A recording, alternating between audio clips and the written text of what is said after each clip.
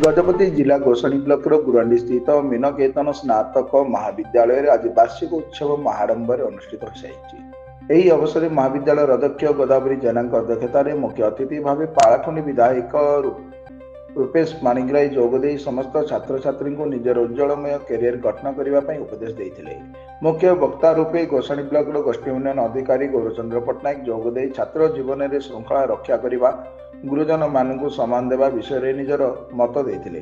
गजपति जिला सांस्कृतिक अधिकारिणी अर्चना मंगराज सम्मानित अतिथि रूपे जोगदे छात्र छात्री को संस्कृतिर विकास करने निजर वक्रता प्रदान करते।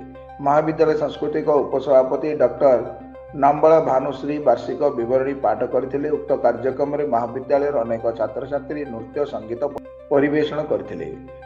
पूर्व होता विभिन्न सांस्कृतिक और क्रीड़ा पुरस्कार अतिथि मान द्वारा प्रदान करा जायतिला।